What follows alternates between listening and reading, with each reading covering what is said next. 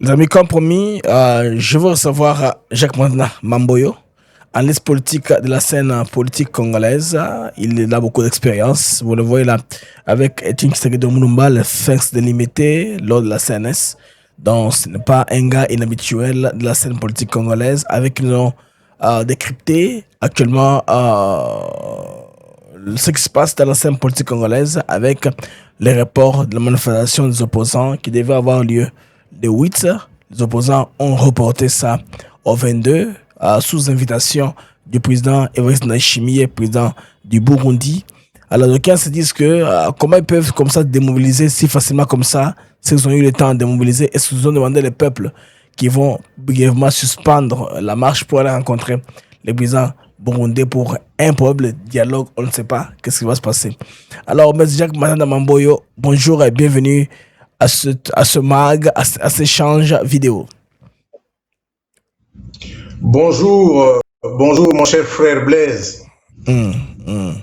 Alors, comment est-ce que vous avez interprété les reports de la marche des opposants seulement à cause d'une invitation par le président burundais?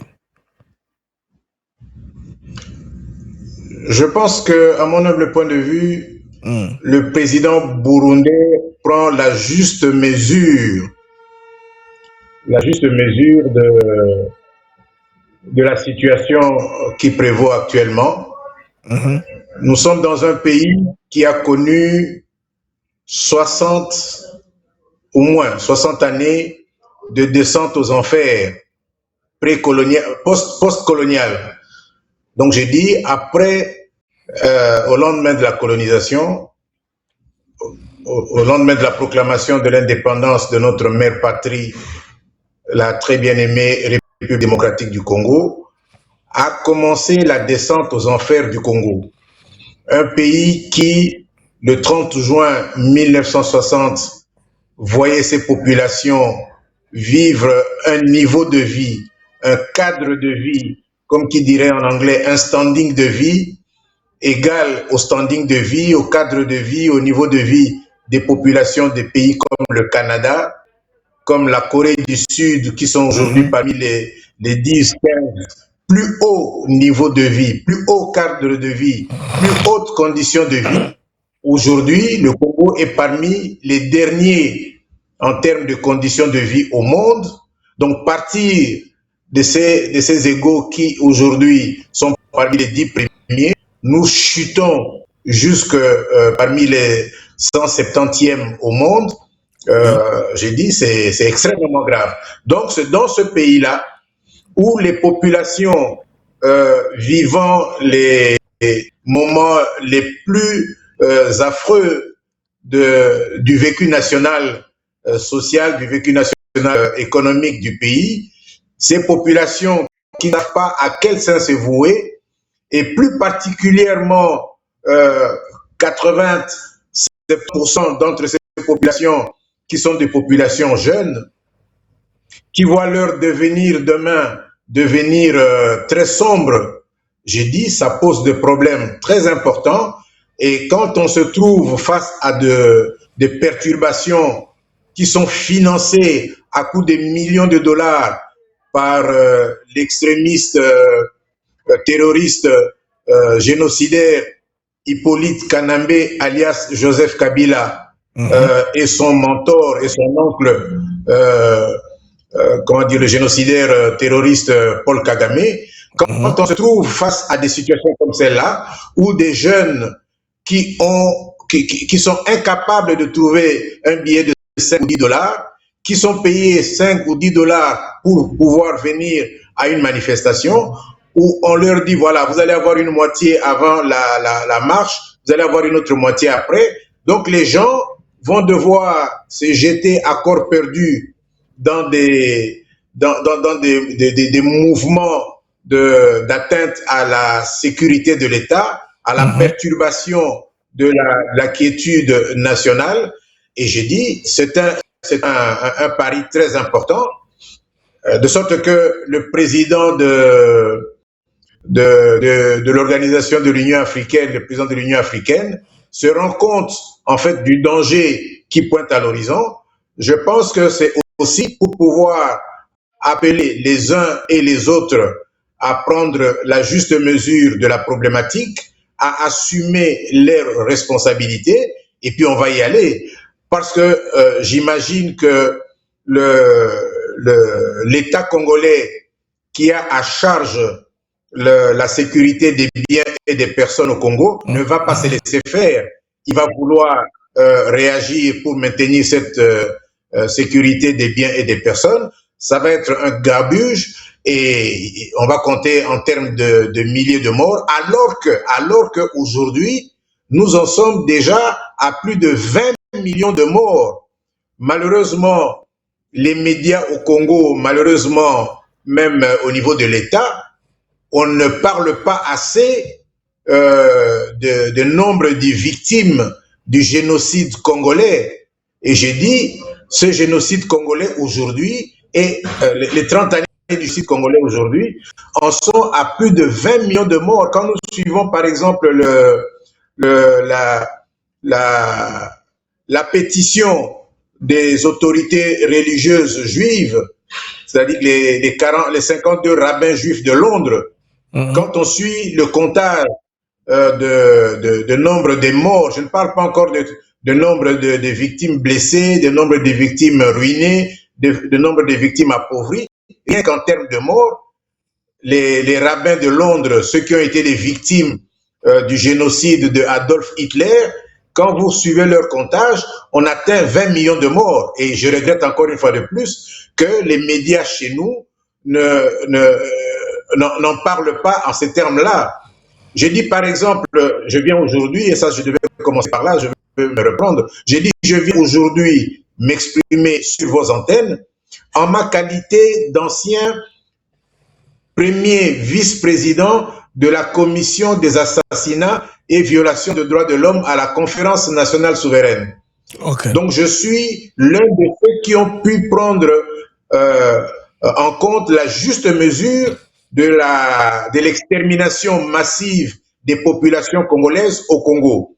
Donc nous disons l'extermination massive des populations congolaises pendant les 30 années durant lesquelles l'extrémiste génocidaire Paul Kagame et son neveu, l'extrémiste génocidaire terroriste Hippolyte Kanambe alias Joseph Kabila et leur comment dire, valet congolais, j'ai dit ce qu'ils ont perpétré en termes de mort est un élément qui, au niveau du véritablement intercongolais dialogue national, ont pris la juste mesure de cela.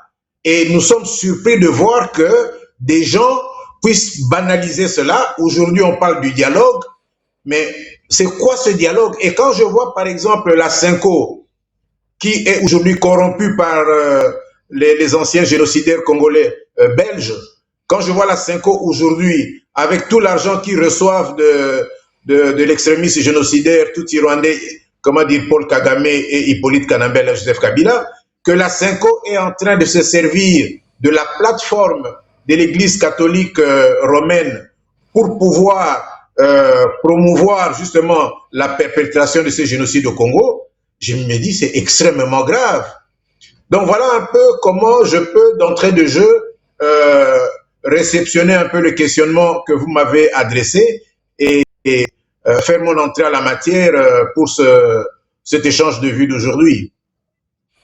L'échange d'aujourd'hui, je voudrais qu'on puisse pas parler de la manif, l'opposition, que l'autre fois on avait déjà décommandé des conseillers congolais de participer. Ils tiennent à faire une marche pour chuter à la résidence présidentielle, au bureau du président de la République pour les chasser maintenant du travail. Maintenant, je me demande, mais comment ils font leurs choses? Quand ils ont mobilisé, les peuples étaient en train d'attendre que c'est une solution. Aujourd'hui, juste une seule invitation fait qu'ils puissent déporter. Quand on postpose un événement comme ça, est-ce que, dans votre expérience de politicien, est-ce que ça a de l'impact? Quand on reporte un événement comme ça, qu'on avait prévu? Je me dis, à mon humble point de vue, ceux qui reportent un événement comme cela, ils ont des bonnes raisons qui sont les leurs à pouvoir décider de reporter, comment dire, un événement comme ça. Ils ont leur bonne raison. Et on attendra, après leur entretien avec le président de l'organisation de l'Union africaine, on attendra ce qui va être dit. Mais moi, j'aurais voulu qu'ils tiennent leur manifestation et que nous puissions marquer, l'histoire puisse marquer ce qu'il a été, en fait, des valets de l'extrémiste génocidaire tout-rwandais Hippolyte Kanambe, alias Joseph Kabila, qui a payé des millions de dollars pour que cela se fasse. J'ai dit, j'aurais voulu que cela se fasse pour que nous puissions être en mesure d'apprécier à sa juste valeur ce qu'il en était. Donc, finalement, ils prennent la décision de les décommander, ou c'est à la demande du président de l'Union africaine qu'ils le font. Mais enfin, ça ne va pas être le dernier jour. On dit que cela a été reporté à la date du 22. Nous allons voir comment cela va se passer à la date du 22. Mais je dis, c'est une trahison jamais vue au Congo. Des gens qui tuent 20 millions de Congolais, j'ai dit 20 millions de Congolais. Aujourd'hui, vous vous mettez à leur disposition pour pouvoir concourir à, comment dire, à des extravagances de ce genre-là. J'ai dit, c'est vraiment des traîtres, c'est vraiment des criminels, ces gens. Vous le considérez comme des criminels. Bon, de toute façon, ce que nous voulons est que le peuple puisse aller à l'unisson, que le pays puisse traverser les choses dans la paix. Alors, l'un des arguments avancés, c'est que on doit essayer de parler changement, modification de la Constitution pour d'abord terminer la guerre. En disant cela, vous ne pensez pas qu'ils ont raison quelque part, disant qu'il faudrait se focaliser d'abord sur la crise à l'Est et puis revenir sur la modification, le changement de la loi fondamentale? Je pense que il y a un processus préparatoire à l'adoption, au changement.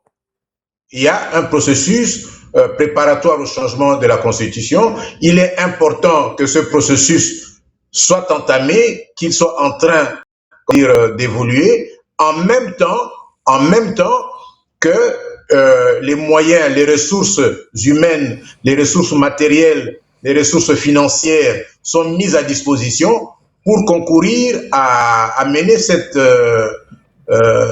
contre-attaque au niveau des contrées nord-est du pays qui sont aujourd'hui victimes du génocide perpétré par l'extrémiste terroriste génocidaire tout-rwandais Hippolyte Kanambe, alias Joseph Kabila, et son oncle Paul Kagame, tout aussi extrémiste terroriste génocidaire. Donc j'ai dit, les deux devraient aller ensemble de manière à ce que quand on termine, comment dire, la maîtrise, la reprise du contrôle des contrées occupées à l'est, au nord-est du pays, à ce moment-là, ce qui restera à faire ne sera plus énorme. On peut évoluer très vite vers le changement de la Constitution, tout aussi constitution terroriste, tout aussi constitution génocidaire, n'en déplaise à ceux qui sont tenants de la Constitution génocidaire, de la Constitution terroriste, parce qu'il faut se dire, déjà à la conférence nationale souveraine, nous étions à la conférence nationale souveraine, nombreux y étaient, et la population a été partie prenante à la conférence nationale souveraine par la diffusion, par la voie des ondes, par la voie télévisuelle de ce véritablement intercongolais dialogue national. J'ai dit, l'élaboration de la Constitution n'est pas un fait, extraordinaire. C'est dans l'ordre normal des choses. Avant que ne vienne ce deuxième processus d'extermination massive de populations congolaises, nous avions déjà à l'ordre du jour au Congo la problématique du changement de la Constitution. Donc j'ai dit aujourd'hui, il s'agira de lever une option faut-il reprendre le projet de constitution tel que élaboré à la conférence nationale, l'améliorer compte tenu des éléments survenus pendant les 30 années, ou élaborer ex nihilo, donc en partant de rien, élaborer un autre texte un autre texte portant constitution de la République. Donc j'ai dit, l'adoption d'une constitution qui soit indépendante ou étrangère à la pseudo-constitution que nous ont imposé les organisations terroristes et génocidaires rwandaises. Je dis c'est un impératif, ça ne dépend pas. Et alors quand je vois dans tout ça, et là je veux vraiment ouvrir une parenthèse en parler, quand je vois tout ça, les tenants, les valets de Paul Kagame venir parler ici en termes de Baluba, en termes de tribalisme, j'ai dit c'est extrêmement grave. Nous avons été à la conférence nationale, il n'avait pas été question, d'appartenance tribale. Mobutu, qui est de la même tribu que ma mère, n'a pas, ou même ceux qui étaient contre lui, nous qui l'avions combattu, n'avons pas parlé du problème en termes de la constitution de Bangala. On n'a pas parlé de la constitution de Bangala parce qu'il se posait un problème qui relevait du meilleur devenir, national. Pourquoi aujourd'hui des gens veulent, prendre le raccourci et pouvoir ramener le problème à des données simplistes comme des données de l'ordre tribal?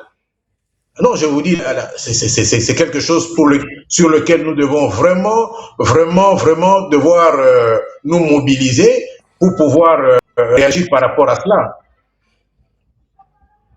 En tout cas, réagir à propos de cela pour éviter les tribalismes. Jacques Matanda, maintenant, la Senko a réagi et maintient sa position. Et vous avez vu les jeux de ping-pong entre Cholet et les gens qui l'ont attaqué, ils ont répondu comme des vrais policiers. Ne pensez-vous pas que dans la prochaine loi, il est grand temps d'assumer que le pays à 100% laïque, sans trop impliquer les prélats dans les affaires de l'État? Comme ça, ils respectent leur mission, parce que dans tout pays comme Congo-Brazza, au Rwanda, en Zambie, partout, les prélats restent prélats d'abord. Ils ne sont pas à des pleins pieds en politique. Qu'est-ce que vous répondez à cette position-là de la Senko aujourd'hui qui laisse à désirer?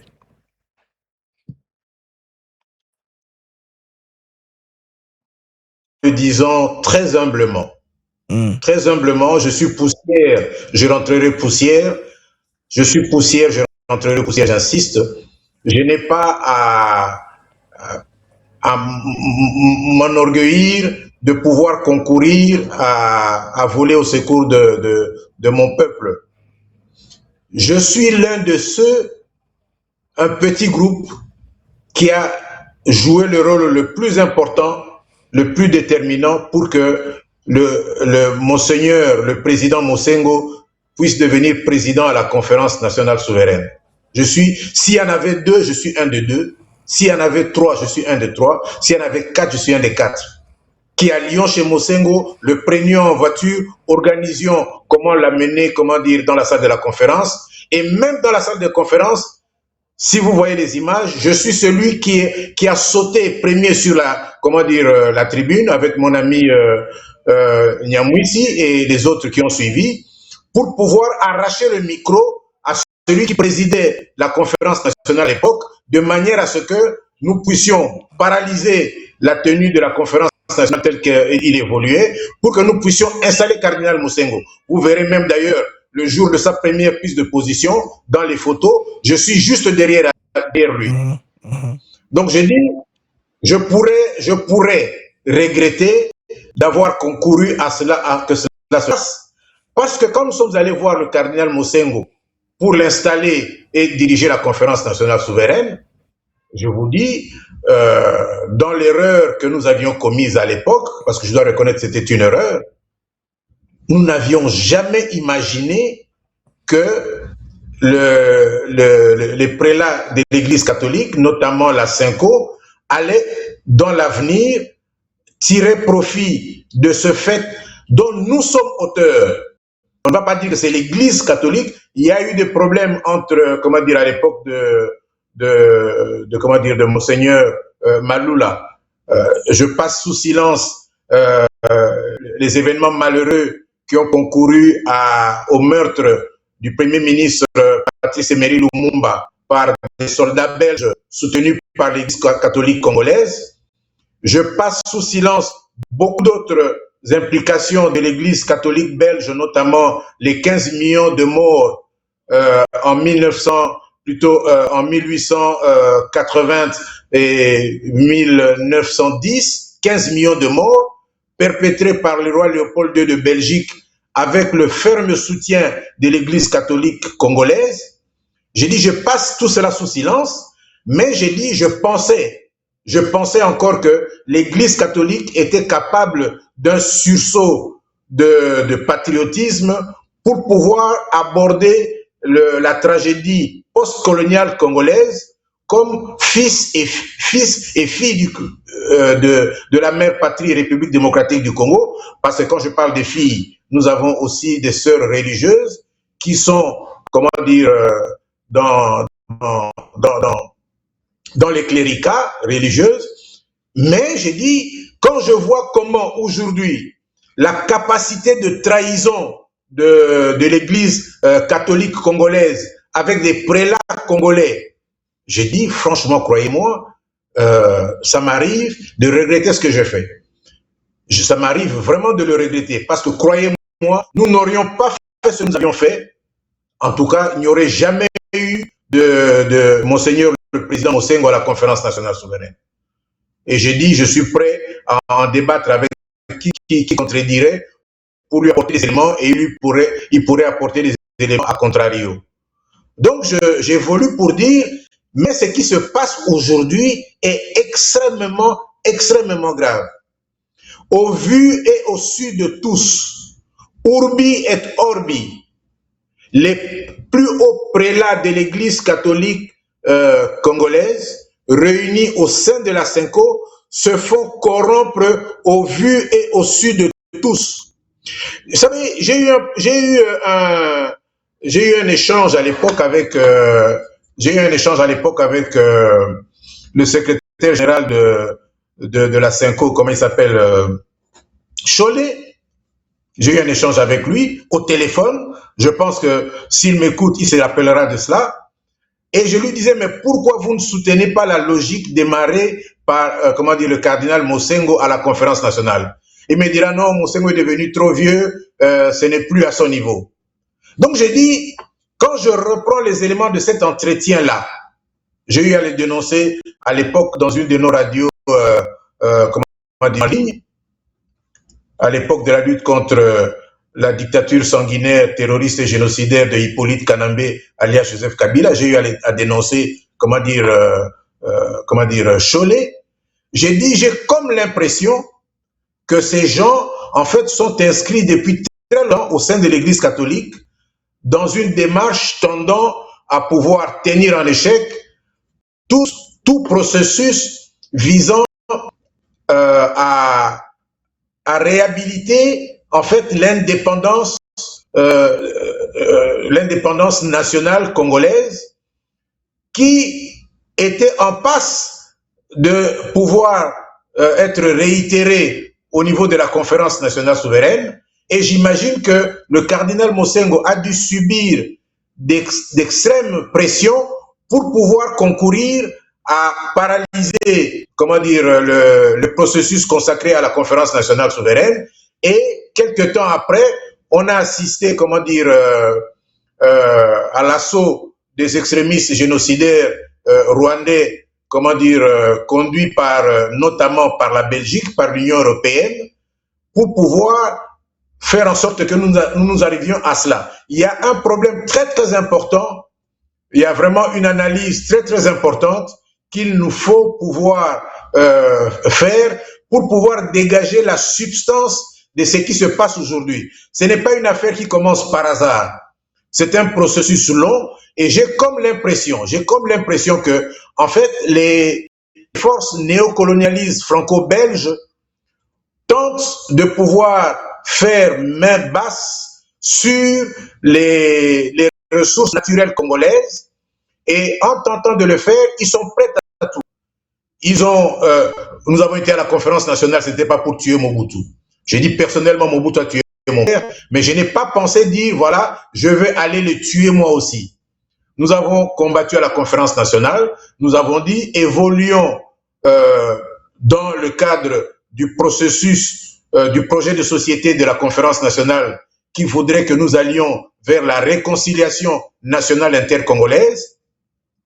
Étant entendu que la réconciliation nationale intercongolaise est la voie obligée pour pouvoir concourir à la réhabilitation de l'état de droit qui a survécu très peu de temps après l'accession à l'indépendance, avant que, sous l'impulsion de Belges, le président Kasavubu puisse évoluer vers la neutralisation du premier ministre Lumumba sur base du conseil de ses collaborateurs belges, et a commencé, comment dire, la descente aux enfers de notre mère patrie, et on en est arrivé comment dire, au coup d'état de Mobutu.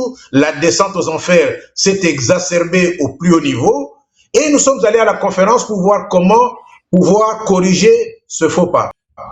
Il me semble que quand nous avons été à la conférence nationale, et je dirais, à mon humble point de vue, que la conférence nationale, il faut reconnaître à chacun ses mérites, était, suivant ma lecture, l'aboutissement du processus entamé par la lettre ouverte de 13 parlementaires fondateurs de l'UDPS.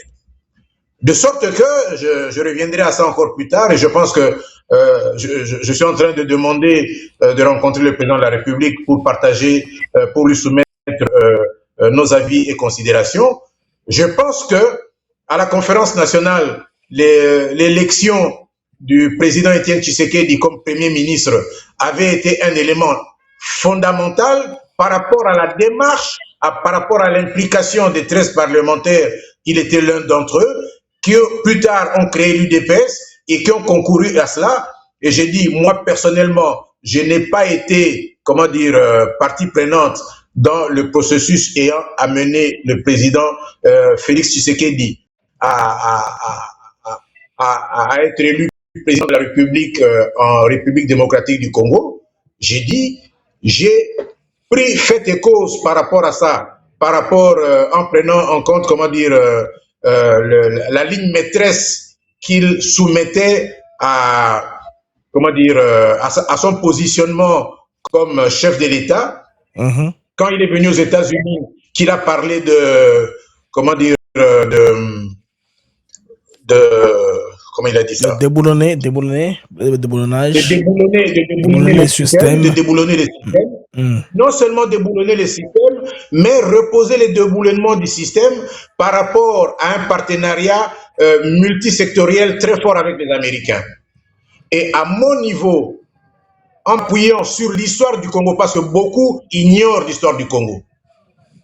Beaucoup ignorent totalement l'histoire du Congo, et ils n'ont pas l'humilité de pouvoir le reconnaître, de faire un effort pour l'apprendre, pour savoir que quand nous disons qu'en 1960, le standing, le niveau, les conditions de vie du Congo étaient égales à ceux des populations canadiennes, qui aujourd'hui sont parmi les 10 premiers au monde, si le niveau de vie des Congolais était celui-là, si le Congo est parti d'un univers de jungle, d'un univers, comment dire, sauvage comme il était avant, comment dire, la mise en place du partenariat, comment dire, belge, plutôt du partenariat américain, qui s'inscrivait dans le cadre du commerce triangulaire États-Unis, Belgique, Congo.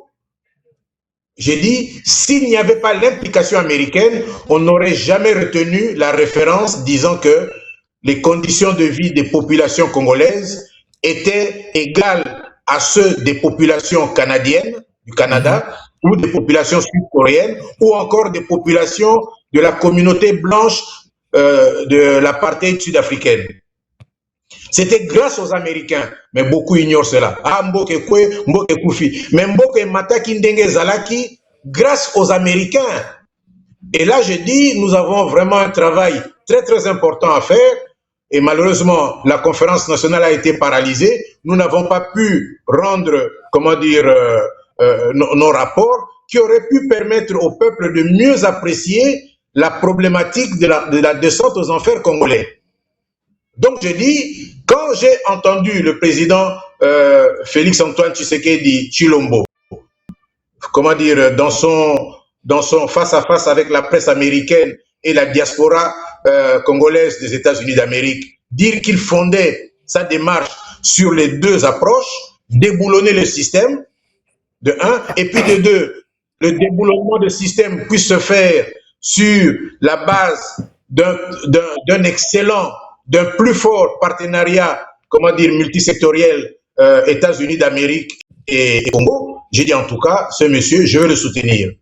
Et c'est depuis lors que j'ai tué les attaques intempestives que j'avais contre lui et que je me suis mis à approcher, à voir comment nous mettre, comment dire, en diapason pour pouvoir évoluer. Donc j'ai dit, en prenant en compte ma très humble expérience, j'ai dit je suis poussière, je rentrerai poussière, je ne suis pas parfait, mais j'ai dit en prenant mon bagage de combattant de la liberté, un combat de la liberté que j'ai commencé en 1978, j'ai dit bien 1978, il y en a très peu, j'ai dit bien très peu qui peuvent prétendre s'être lancés dans la lutte en 1978, après que j'ai passé près d'un an de détention à la sécurité de l'État à Brazzaville, d'abord dans la prison de la sécurité, la prison souterraine, et puis j'ai été envoyé à la sécurité publique à Bas-Congo. J'ai dit, très peu à ce moment-là étaient engagés dans la lutte. Et je suis resté fidèle à la lutte depuis 1978 jusqu'à ce jour. Il ne m'a pas manqué des offres alléchantes en termes d'argent ou en termes de jouissance ou en d'autres termes pour pouvoir le faire. Donc je dis, je crois être parmi les mieux placés pour pouvoir faire une critique objective de ce qui se passe et en appeler, comment dire, à la jeunesse, enfin quand je dis jeunesse, à l'époque de la tenue de la conférence nationale, on m'appelait le jeune Matanda.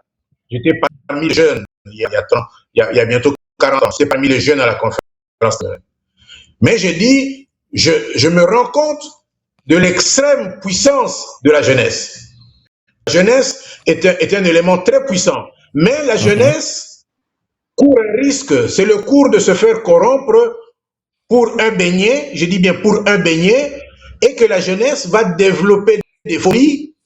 Et quand je dis cela, j'en appelle à ceux qui sont positionnés, comme ils sont positionnés au niveau des instances nationales, que ce soit du pouvoir, que ce soit de l'opposition, pour faire l'effort de concourir à la maturation de notre leur maturation dans le vécu politique, dans la capacité d'analyse de la compréhension des enjeux de la politique congolaise, parce qu'il y en a beaucoup qui ne comprendront pas. Ils ne comprendront pas que la Belgique et la France sont aujourd'hui, et qui sont, comment dire, les auteurs du meurtre de Patrice Emery Lumumba, ont trouvé aujourd'hui d'autres qui sont prêts à pouvoir sacrifier leurs frères congolais, qui pourtant donnent des preuves, qui donnent des gages de leur engagement dans la lutte.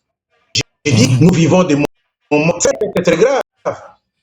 Et je pense que j'aurai l'occasion de rencontrer le président de la République lors de son prochain séjour pour pouvoir conduire les travaux du Conseil de sécurité des Nations Unies à New York et pouvoir échanger avec lui, entre autres, ce point de vue-là. J'ai dit, il y a un travail à faire très important pour pouvoir contribuer à placer notre jeunesse dans des conditions, dans un processus d'élévation à des conditions de vie, à des perspectives d'avenir meilleures pour leur vie, et que si nous ne faisons pas cela, cela va être extrêmement grave. C'est comme ça que je dis, dans ce qui se passe aujourd'hui, il s'agit pour nous de présenter, comment dire, un projet d'avenir qui puisse mettre nos jeunes à l'abri des insultes qui leur sont faites en les corrompant avec 5 $, 10 $ pour venir à la marche. De sorte que si on a 500 000 $, on peut espérer mobiliser 100 000 Congolais. Et on a la presse, on les photographie à gauche, on les photographie à droite, on photographie en l'air, on photographie par terre, et on distribue à travers les médias internationaux pour dire voilà, Félix Tshisekedi est populaire. Non, Félix Tshisekedi n'est pas populaire. Il n'est vraiment pas impopulaire. Il n'est vraiment pas impopulaire parce que je dis, moi qui vous parle, vraiment permettez que je parle de moi, je vous en supplie, permettez. Allez-y. J'ai été le seul et unique partie prenante à la classe politique congolaise de l'époque de la conférence nationale à s'être trouvé au moment où on portait la création de ce qu'on a appelé la multinationale rwando-ougandaise AFDL. J'étais le seul. Quand mon frère Olengankoi et l'autre, comment il s'appelle, enfin le nom m'échappe, quand ils sont venus, à Kampala, ils ont habité chez moi dans la ferme que je louais à Kampala. Ils peuvent en parler. J'étais le seul qui a rencontré, Kissa Sengandou, le neveu de Patrice Emery Lumumba, qui était le véritable, initiateur du processus qui a abouti à la création de l'AFDL. Il s'appelait Kissa Sengandou, il était le neveu de Patrice Emery Lumumba. C'est lui qui a commencé l'action qui a abouti quand on l'a tué, quand on s'apprêtait à le tuer, quand on avait fini le complot pour le tuer, qui a abouti à la création de l'AFDL. Ce n'était pas une affaire de Rwanda-Ougandais. Ils ont récupéré l'affaire en tuant André Kissa Sengandou, qui était un chef politique et militaire d'une organisation politico-militaire qui s'appelait CNRC. Mon parti s'appelait CNR, son parti s'appelait CNRC, avant que j'adhère à l'UDPS. Donc je dis, me trouvant à Goma au mois de décembre 1996, avant d'être chassé, j'ai été témoin des faits que malheureusement je déplore qu'au Congo, les miens ne prennent pas ça en contact. Et quand je dis que ça m'énerve toujours d'entendre les gens parler de Joseph Kabila, et je dis c'est là où les Congolais trahissent eux-mêmes leur lutte, parce qu'il n'y a jamais eu et il n'y a jamais de Joseph Kabila. Ce garçon s'appelle Hippolyte Kanambe. On l'appelait commandant Hippo à Goma. Je l'ai connu à Goma. Un sale garçon. J'ai dit sale garçon. Pauvre type. Mais quand on a piégé Laurent Désiré Kabila pour l'amener à succéder à, à Kissa Sengandou comme porte-parole de la structure qui l'ont imposé de pouvoir réaliser avec les groupuscules terroristes et génocidaires rwandais, avant de les tuer, on a convaincu Laurent Désiré Kabila de pouvoir reconnaître le fils de l'une de ses maîtresses, Marceline Kajibouge, qui est la mère de Hippolyte Kanambe. Quand il a reconnu comme fils, pour ces gens, c'était vrai. Parce que, mes chers amis, comment on peut expliquer que quand l'AFDL arrive à Kisangani, ils ne sont pas encore à Kinshasa? Dans les témoignages qui sont faits, à Kisangani, James Kabarebe, dans un meeting, dit ceci à Hippolyte Kanambe, alias Joseph Kabila. Il dit, tu vois ce qui se passe ici? Quand tu vas arriver au Congo et que tu vas être au pouvoir, ça va se passer comme ça. Les gens là, ils vont t'applaudir, mais quand tu vas faire une bêtise, ils vont te maudire. Ça, c'était à Kisangani, avant qu'ils arrivent à Kinshasa. Donc, pour eux, le fait d'avoir fait passer Hippolyte Kanambe, alias Joseph Kabila, comme fils de Laurent Désiré Kabila, s'inscrivait dans une logique de l'assassinat. Et j'ai dit, c'est ce à quoi a échappe jusqu'au jour d'aujourd'hui. Nous prions Dieu qu'il continue à échapper pour longtemps, pour très longtemps. C'est ce à quoi a échappé Félix Antoine Tshisekedi Tshilombo. C'est ce à quoi il a échappé. Il est béni. Parce que ces gens allaient lui faire le même coup qu'ils ont fait à André Kissa Sengandou. Ils allaient faire avec lui le même coup. Parce que, mes chers amis, n'oublions pas que quand le président nouvellement élu, Félix Antoine Tshisekedi Tshilombo, vient aux États-Unis, nous avons aux États-Unis un pouvoir qui est allié à Paul Kagame, un Paul Kagame qui est engagé déjà depuis longtemps dans la perpétration de l'extermination des populations congolaises. Et quand il fait son discours pour exterminer, comment dire, le système et solliciter le soutien américain, en tout cas, le pouvoir qui était en place quand il est venu n'était pas d'accord avec ça. Nous avons pu trouver un pouvoir américain favorable, comment dire, à cela, quand le président Trump vient au pouvoir et le président Trump reprend, comment dire, une demande formulée, une recommandation formulée par le président Félix Antoine Tshisekedi Tshilombo sous ses prédécesseurs. Ils ne l'ont pas soutenu, ils ne l'ont pas soutenu. Ils auraient pu même accompagner son élimination physique. Dieu merci qu'ils ne l'ont pas fait. Comme cela a été fait avec, comment dire, Laurent Désiré Kabila. Je ne vais pas remonter à Patrice Lumumba. Donc je dis, quand Félix Antoine Tshisekedi Tshilombo vient au pouvoir, il ne trouve pas un pays où coule le miel et le sucre. Il ne trouve pas un pays où coule le miel et le sucre. Moi, je vais vous parler peut-être de mes entreprises dans le Massimani, dans le Kwilu, où je connais aussi un génocide, un génocide économique, où je compte plus de 50 000 morts. Et je m'apprête bientôt à amener l'affaire en justice aux États-Unis d'Amérique. Donc, j'ai dit, le président Félix Antoine Tshisekedi Tshilombo a mis sa vie sur la balance. Ce n'est pas un jeu. Je vous dis, les gens sont en train de s'amuser. Ils sont en train de s'amuser. Ils ne savent pas ce que c'est la lutte. Et parmi eux, c'est tous des gens que l'on découvre aujourd'hui. Au moment le plus fort du processus de lutte, ils n'ont jamais été là. Ils n'ont jamais été là. À Goma, ils n'étaient pas à Goma quand venait l'AFDL, quand on tuait Kissa Senghane. Ils n'étaient pas là. Donc je dis qu'on cesse de tromper la jeunesse en leur faisant miroiter des lendemains chanteurs, alors que la des enfers est là. La descente aux enfers est là. Elle a déjà commencé. Quand vous voyez une province comme le Katanga, j'ai eu comme excellent ami, parmi mes excellents amis, un certain Jean Tchombe, le fils de Moïse Tchombe. Et comme premier vice-président de la commission des assassinats et violations des droits de l'homme, on s'est organisé avec Jean pour que j'aille à Alger, où son père était mort. Je suis allé à Alger. J'ai rencontré le président du Croissant Rouge. Le Croissant Rouge, c'est l'équivalent de la Croix-Rouge. Pour savoir comment était survenue la mort de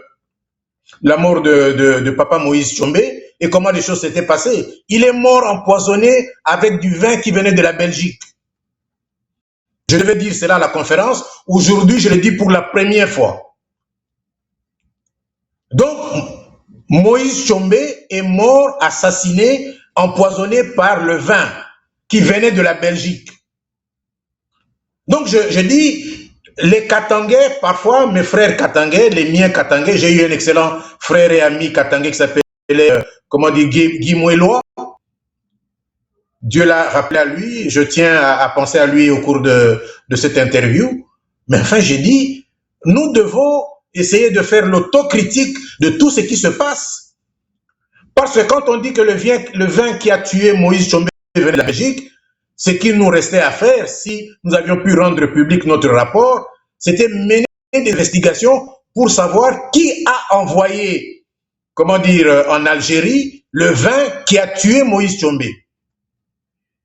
Et ceux qui ont concouru à la mort de Moïse Tchombe, en fait, voulaient faire taire quelqu'un qui se préparait à pouvoir dévoiler comment dire, la mise en détresse des hommes, des femmes et des enfants congolais du Katanga. Donc là j'ouvre juste une parenthèse que je ferme. C'est pour dire que les enjeux que nous avons aujourd'hui, ce n'est pas des prunes, ce n'est pas de la patate. Et je demanderai aux uns et aux autres d'aller sur Google, aller sur vos appareils Internet, aller sur Google. Vous allez voir ce qu'on appelle la pétition des 51 rabbins juifs. Les 51 rabbins juifs, ce sont les autorités religieuses juives. Là, vous venez d'entendre les autorités religieuses catholiques du Congo. Allez suivre les autorités comment dire, religieuses juives, les 52 rabbins de Grande-Bretagne, dans le document qu'ils ont fait, où ils lancent l'appel. Et dans leur appel, ils disent ceci: nous devons pas oublier les victimes de la guerre au Congo. Et quand vous lirez ce document, quand vous allez emprunter la méthodologie du comptage des victimes des massacres de Hippolyte Kanambé, l'extrémiste génocidaire terroriste rwandais, avec son oncle, l'autre extrémiste terroriste Paul Kagame. Si vous suivez ce comptage, vous vous rendez compte, et c'est fait in tempore non suspecto. Donc, dans un moment où on ne peut pas douter. Vous allez vous rendre compte que nous avons eu, et ce n'est pas des Congolais qui le font, ce sont des Juifs, des chefs des autorités religieuses juives. Et je pense même que le journal, à l'époque, le journal Le Potentiel avait repris cette pétition-là. Donc, je dis, quand vous voyez que des étrangers, des victimes de Adolf Hitler, demandent à la communauté internationale de soutenir le peuple congolais victime de ce sida, et que nous-mêmes, nous banalisons cela, que Fayoulou vient avec, je ne sais pas moi, avec Aboud ou qui, après avoir été corrompu à gauche et à droite, venir, essayer d'amener les gens dans la rue, j'ai dit ça, c'est catastrophique, catastrophique. Et quand je vois des jeunes pour 5 $ ou pour 10 $ se préparent à aller à cela, je reconnais notre faute, je reconnais notre tort n'avoir pas fait assez. Malheureusement, mes chers amis, nous sommes aussi coupés, nous sommes aussi, démunis. La lutte est très forte.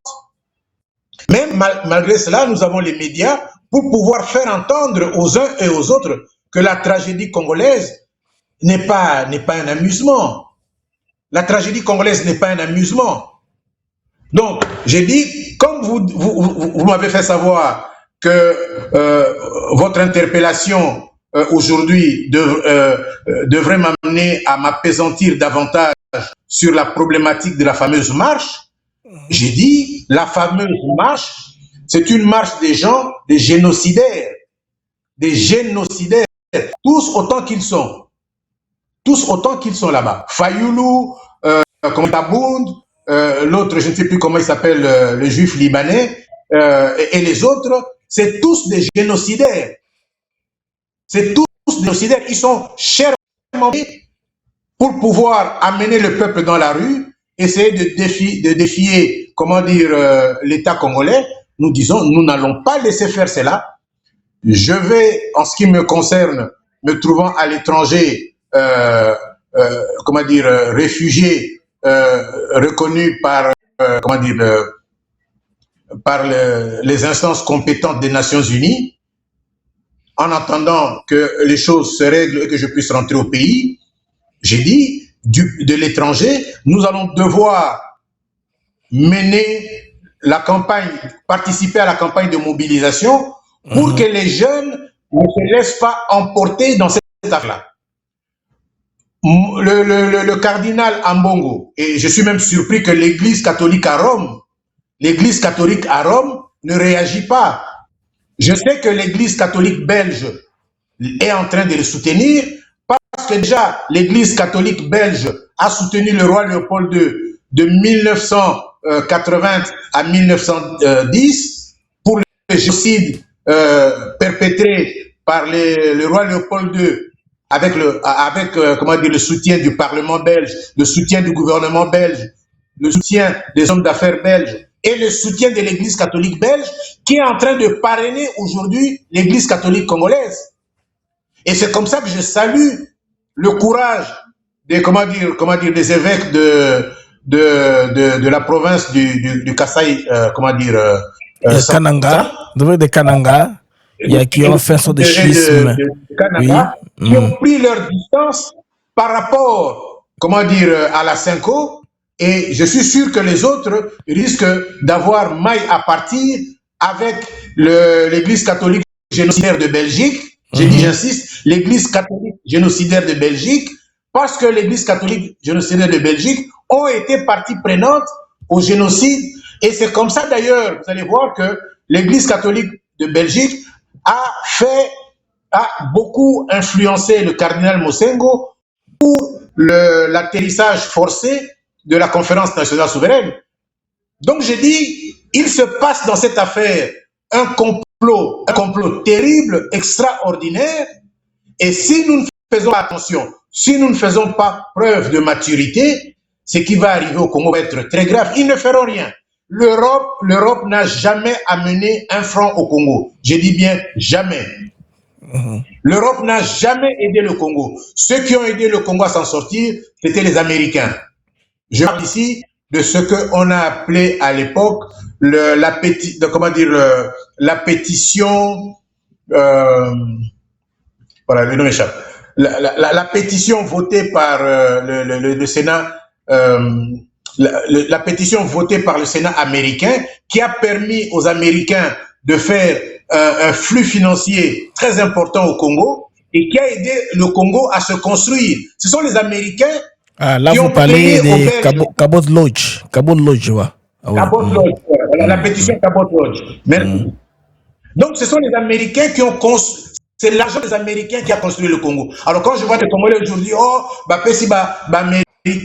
nous avons 66 ans d'indépendance avec les Belges, comme on appelait comme on appelait faussement, vraiment les Congolais nous sont bêtes, les Noko, c'est-à-dire les génocidaires, qu'on les appelle nos oncles. J'ai dit, ce sont les Américains, et encore, les Belges recevaient cet argent des Américains, ils prenaient une partie qu'ils renvoyaient au Congo pour l'exploitation économique du Congo. Le gros, ils gardaient chez eux pour reconstruire la Belgique.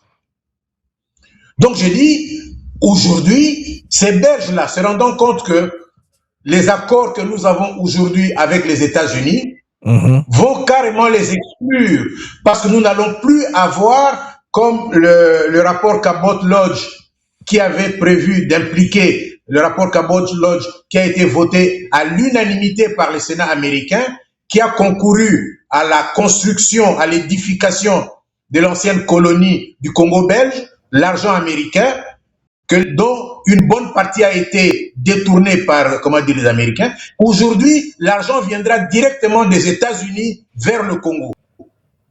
L'argent viendra directement des États-Unis vers le Congo, de sorte que les Belges et les Français qui aiment se mettre au travers pour pouvoir posséder cet argent-là, à défaut de se mettre eux aussi pour, en ce qui les concerne, piller le Congo, ils se rendent compte que l'arrivée, des Américains au Congo va les exclure. Donc, ils sont en train de tenter toutes sortes d'acrobaties pour pouvoir tenir en échec,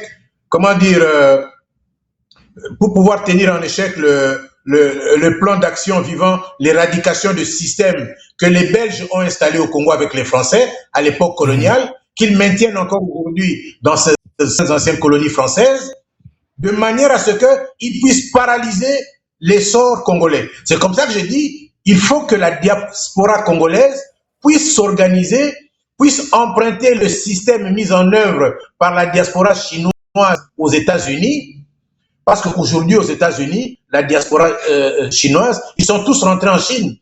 C'est tous aujourd'hui des grands industriels en Chine, des grands, hommes d'affaires en Chine, parce qu'en partant, ils ont drainé avec eux une partie du gigantesque financement américain le gigantesque financement américain conclu par l'ancien président Richard Nixon et Mao Tse-tung.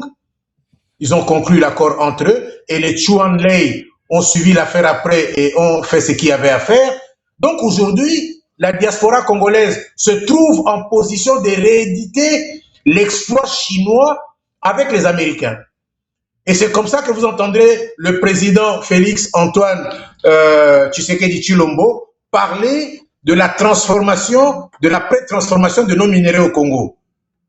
J'ai dit, je vois bien les membres de la diaspora des provinces du Nord Kivu, du Sud Kivu, de l'Ituri, de l'Ouélé, installer leurs petites unités de fonder de l'or et exporter de l'or par avion directement vers les États-Unis.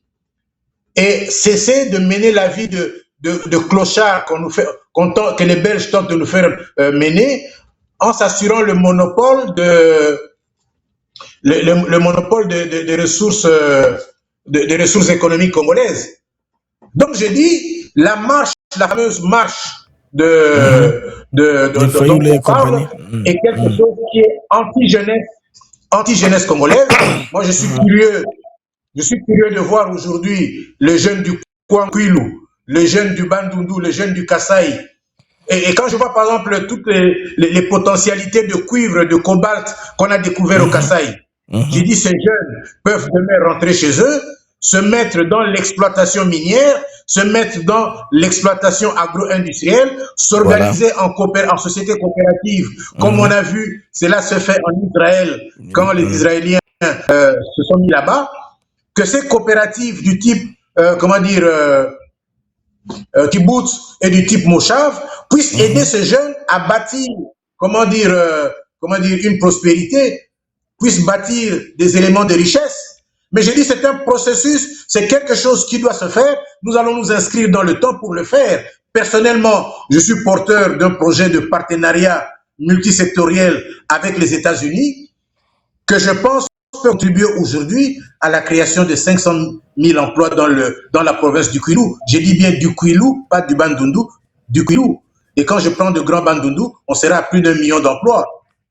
Donc les jeunes du Kwilu, les jeunes du Bandundu, les jeunes du Kwango, les jeunes du Kasaï, les jeunes de la province orientale qui se sont réfugiés à Kin parce que l'arrière-pays tombait en ruine, j'ai dit vraiment c'est triste de vous demander une attente, mais ceux qui me connaissent un tant soit peu diront que ce que j'ai dit est vrai et je vais en parler avec le président de la République, je vais lui soumettre notre projet. Notre projet est lié, à la perspective agro-industrielle et alimentaire, parce que la perspective agro-industrielle et alimentaire est plus créatrice d'emplois. Elle crée nettement plus d'emplois. Quand je parle de créer 500 000 emplois dans mon Kwilu natal, paternel, j'ai dit, je parle de créer 500 000 emplois au moins dans les 3 ans, dans le cadre du programme triennal. Et j'ai dit, aujourd'hui, Fayoulou peut venir avec ses Rwandais, il ne réussira pas à créer 10 emplois. Il est là, il touche des millions. Il préfère faire tuer des jeunes du Kwilu, du Kwango, de Massina, qui sont en train de crever, qui n'ont aucune perspective d'avenir. Et quand je vois le petit blanc, le petit belge qu'on appelle Olivier Kamitatou, son père belge, il s'appelle Kamitatou. Kamitatou, c'est un noir, un miracle. Alors je dis, quand je vois tout ce monde-là en train de tromper le peuple congolais, j'ai dit non, je ne veux pas accepter cela, je ne veux pas me taire, nous allons dénoncer cela. Nous allons dénoncer cela, nous allons demander aux uns et aux autres, mettons-nous ensemble, essayons de mûrir la problématique et allons-y. Alors, nous sommes arrivés à 1 heure d'antenne, soit 2 notes purement positives. Alors, la RDC prend le contrôle du Conseil de sécurité des Nations Unies. Déjà, ce mois de juillet, on va présider le Conseil de sécurité des Nations Unies. L'autre information aussi, c'est Air Congo qui reprend les airs, n'est-ce pas, avec Ndjouvi, avec Ethiopienne pour, n'est-ce pas, voler dans le ciel européen pour la première fois à la Belgique.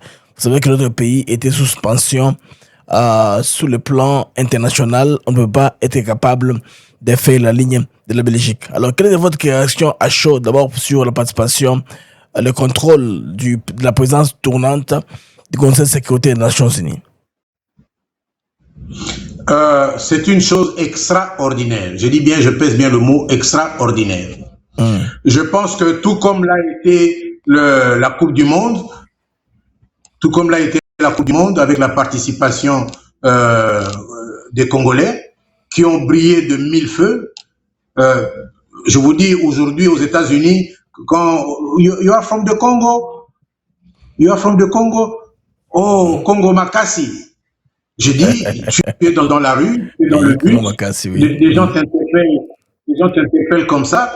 J'ai dit, nous avons aujourd'hui un point d'ouverture qui va devoir nous permettre, si nous négocions très bien la finalisation du partenariat minier et du partenariat agro-industriel et agricole avec le monde américain, j'ai dit, c'est quelque chose d'extraordinaire. Et surtout si cela se fait au même moment où le président de la République, pour la première fois dans l'histoire de notre mère patrie, va devoir présider, le Conseil de sécurité des Nations Unies. Ça sera l'occasion pour les médias, ça sera l'occasion pour nous tous de pouvoir concourir, à pouvoir mobiliser l'opinion internationale par rapport justement à la tragédie qu'est l'extermination massive de populations congolaises, avec le soutien de la France, avec le soutien de la Belgique, avec le soutien de l'Union européenne. Ça, c'est une chose. Et le deuxième point rejoint les deux ou trois premiers dans la mesure où, vous savez, aujourd'hui, nous sommes obligés de trouver une formule d'affaires avec d'autres pays pour pouvoir entamer, ce processus.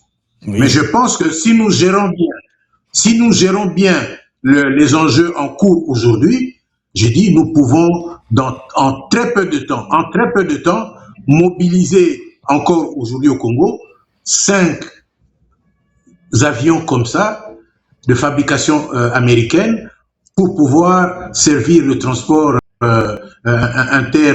international au Congo.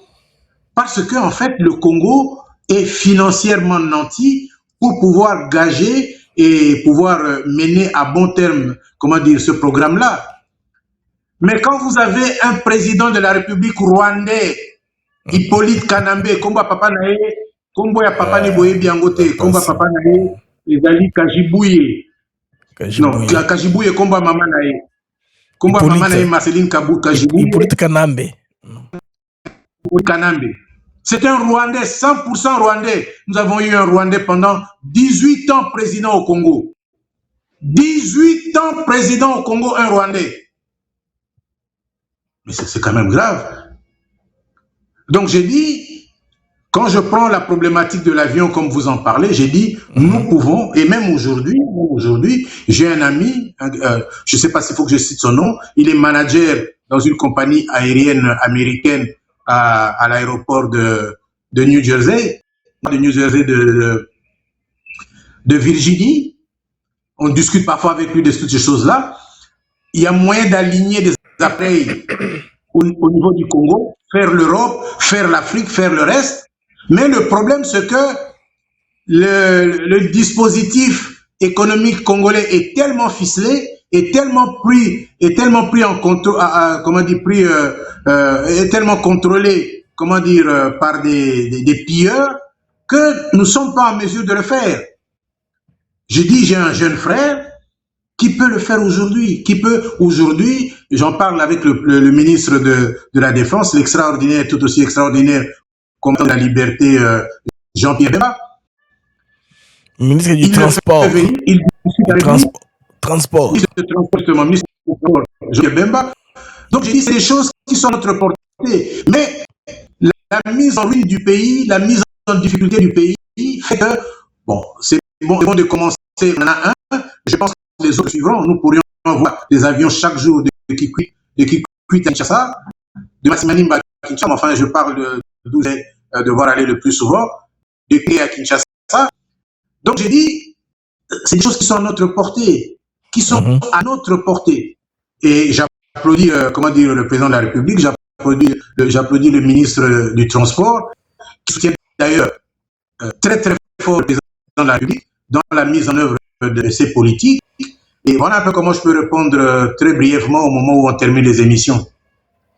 Merci bien, Jacques Matanda Mamboyo, d'avoir participé à ces directs ici pour réfléchir des questions, point chaud d'actualité au niveau de l'ARDC. On a un petit décalage compte tenu à des fuseaux horaires très différents entre là où je suis et là où Jacques Matanda Mamboyo se trouve, les amis. Alors, nous avons tapé 1 heure d'analyse intéressante, toujours avec le très pertinent Jacques Matanda Mamboyo, jeune tigre de l'Union sacrée, qu'on a eu à connaître, qui évolue auprès du Sphinx délimité, Etienne Tshisekedi Ouamoudumba, que vous voyez là. Alors aujourd'hui, il est à New York, aux États-Unis. Il prépare son comeback au pays. Il a eu à balayer, n'est-ce pas, les responsabilités des politiciens congolais qui n'appartiennent pas, qui veulent s'accaparer d'une jeunesse instrumentalisée. Justement, pour $5, on peut les amener à commettre des ordres dans la rue, pourra pas perdre leur vie, alors que le Congo compte beaucoup sur sa jeunesse. À un moment, je me rappelle, Félix disait que ce qui était le plus important, la RDC, ce n'est pas seulement sa richesse, c'est sa jeunesse. Elle est très dynamique, elle est très nombreuse et importante, ambitieuse aussi. Elle a soif d'apprendre. Si seulement on la met à l'action, on pourra apprendre beaucoup de choses. Merci bien, Jacques Martin Mamboyo, d'avoir participé à ces programmes. Je vous remercie. Alors, les amis, là, c'était Jacques Martin Mamboyo, avec qui nous avons été en ligne depuis plus d'une heure pour discuter de questions relatives au pays. Au revoir, les amis, et à une très prochaine occasion sur le Mag d'Actu éclairé. Les infos continuent. Ça, je recommande de partager cette émission, de regarder davantage avec vos amis. Au revoir et à plus.